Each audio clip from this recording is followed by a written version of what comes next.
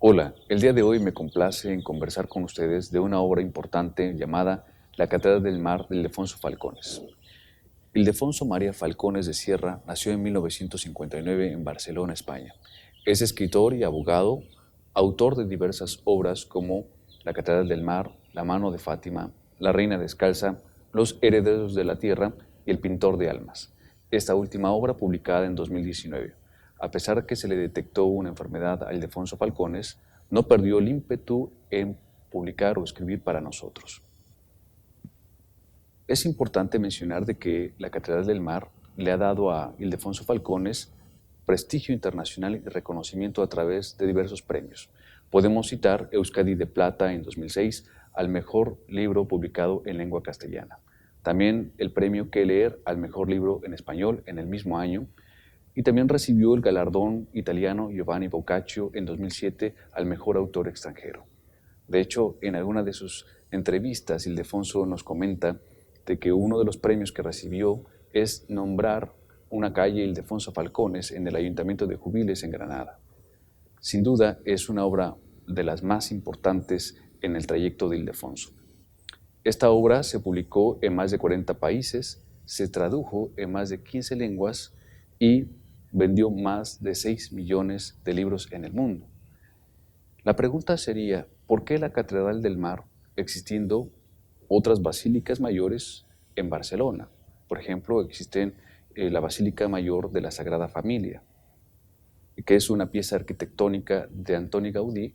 Sin embargo, estamos hablando de otro siglo, finales del siglo XIX. La respuesta es muy sencilla. La Catedral del Mar se creó del pueblo y para el pueblo, e intervinieron una de las cofradías más humildes llamada los Bastaixos. Un punto importante, nada más les comento, es que al principio no se iba a llamar la Catedral del Mar esta obra, se iba a llamar o la propuso Ildefonso Falcones como el Bastaix, y así la presentó en algunas editoriales. Sin embargo, no tuvo el éxito y no logró que se publicara bajo ese nombre hasta que decidió cambiar a la Catedral del Mar y bueno, conocemos del éxito rotundo que tuvo esta obra. Es importante comenzar cuando uno tiene el libro en las manos, ¿qué nos transmite Ildefonso Falcones? ¿En qué momento nos empieza a atrapar esta obra? Y es desde el principio, porque Ildefonso Falcones logra evidenciar algunos momentos que nos hacen transmitir enojo, coraje, un sentimiento de injusticia, en fin, algo de empatía. Por ejemplo, los señores feudales practicaban algunos malos usos contra sus siervos. Dentro de ellos está arcia, que es que el siervo tenía que indemnizar al señor feudal en caso que sus tierras se incendiaran.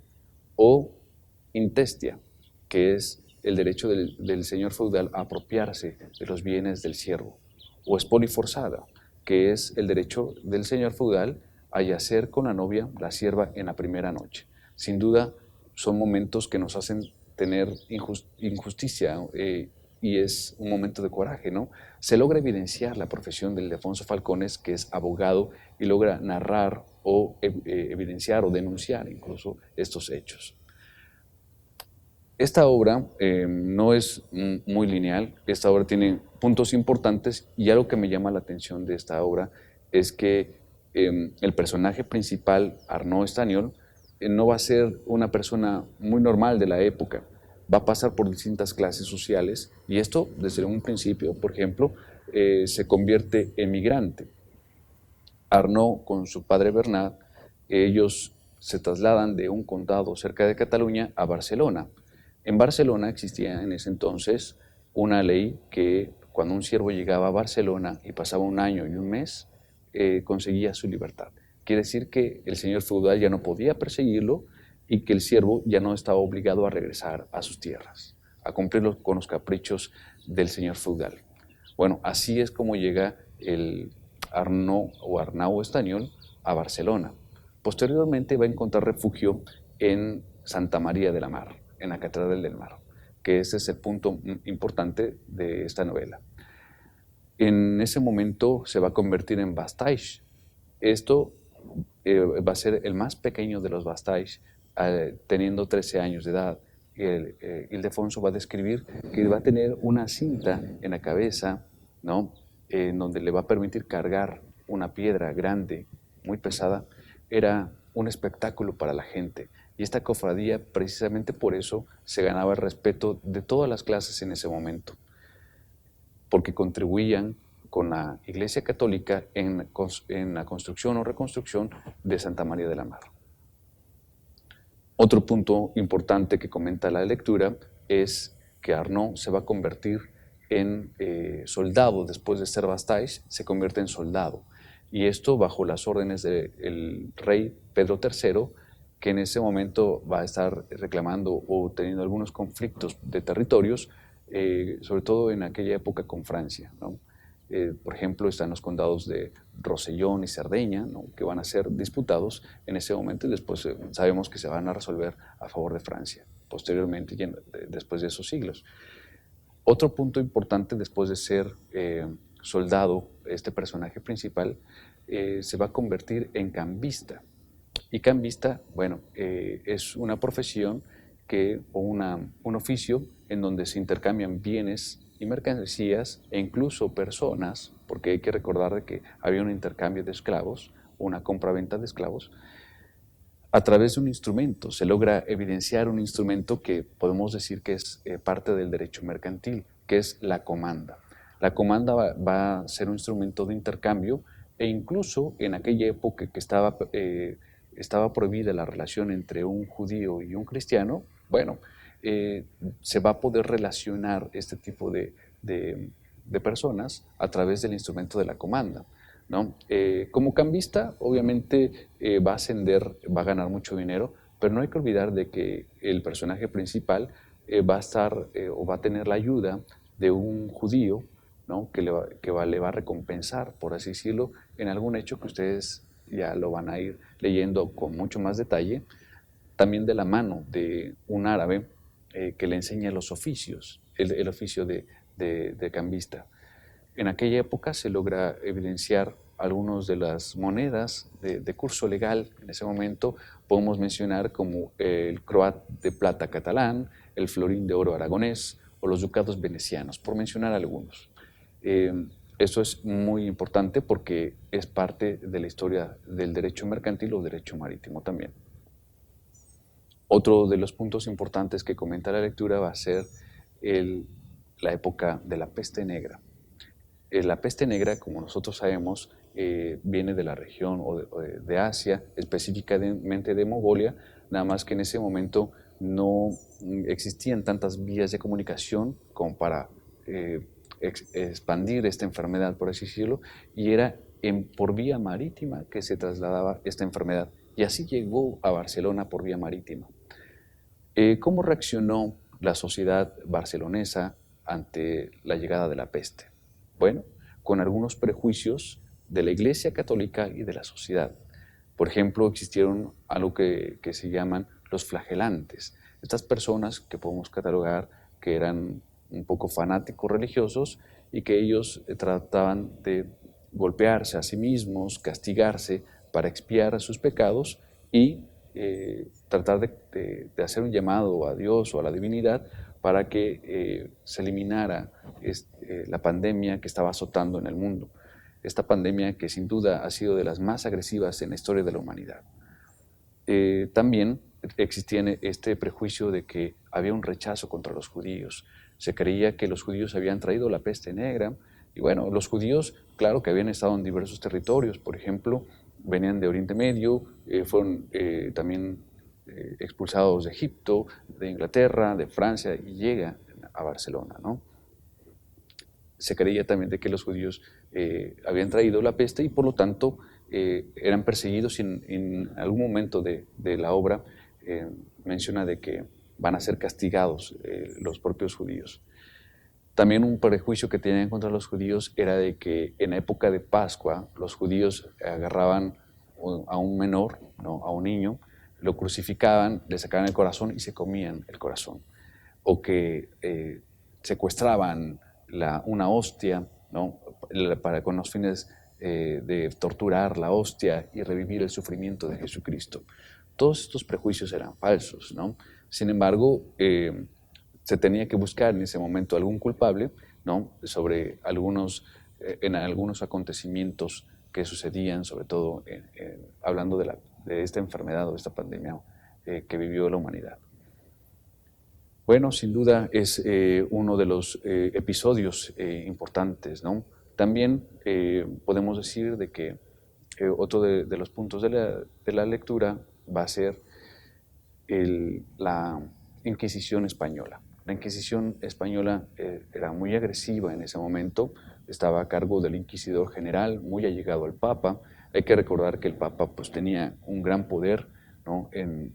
De conciliación, de diplomacia, que se encargaba de propagar la paz, ¿no? Y que incluso a través de ello podía generar algunos tipos de matrimonios para que se conciliara entre distintos reinos, ¿no? De acuerdo a cierta conveniencia, claro, ¿no?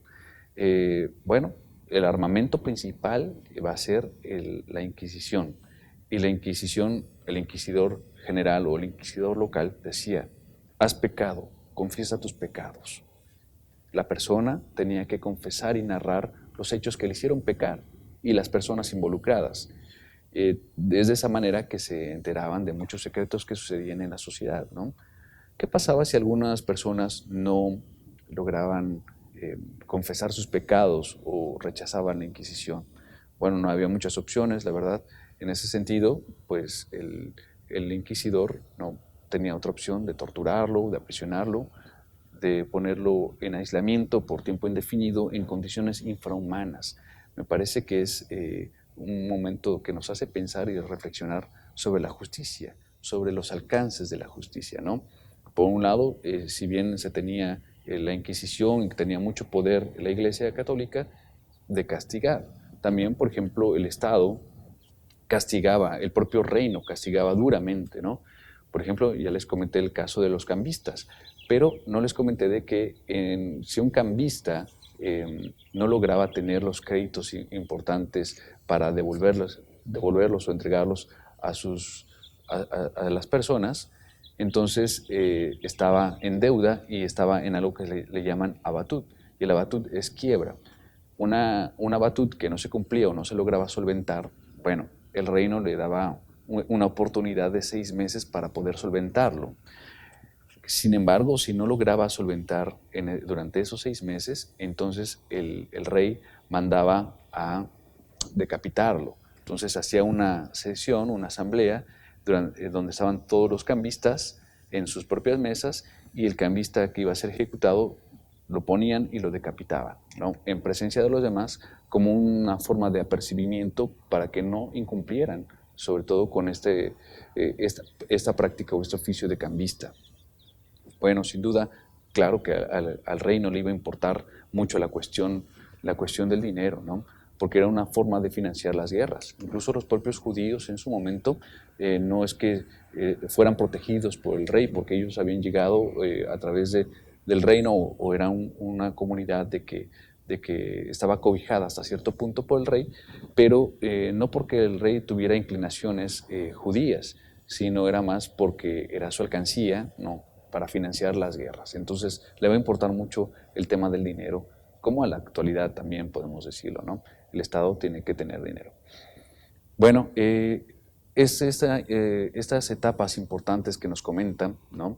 Después Arnaud Español se va a convertir en varón, y como varón, bueno, ya tiene otro prestigio. No estamos hablando nada más de que sea cambista y que tenga mucho dinero.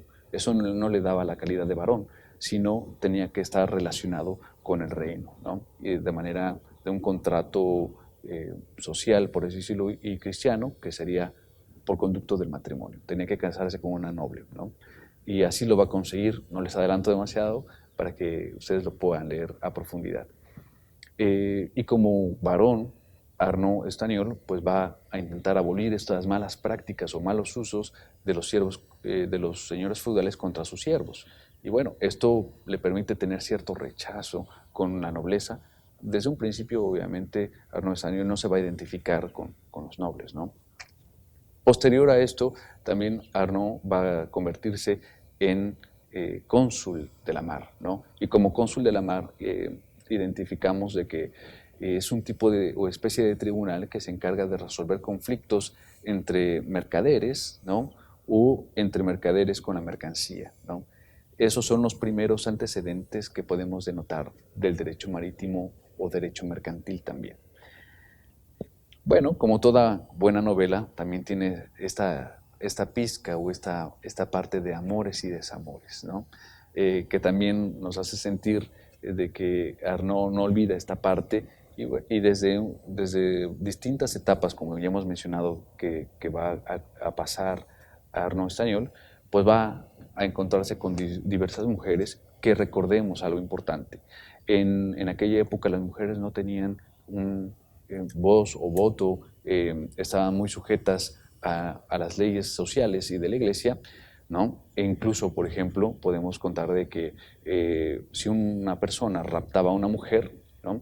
El raptor podía solicitarle el matrimonio, ¿no? Y pagar una indemnización con fines restitutorios para poder solventar o que la mujer no fuera denigrada, por así decirlo. Y bueno, la mujer no tenía otra opción, tenía que casarse con su propio victimario, ¿no?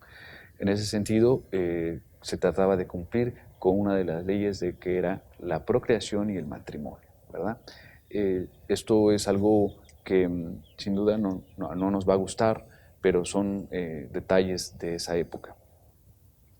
Entonces, en esta cuestión del amor y desamor que va a pasar Arnaud Estañol, se encuentra con algunas mujeres que en algunas ocasiones le hacen sentir esta pasión desbordada, ¿no? Desmedida, o en algunos momentos también le rompen el corazón, o él mismo rompe el corazón. Ya ustedes identificarán estos momentos importantes que le dan gran relevancia como novela y que es, ¿no?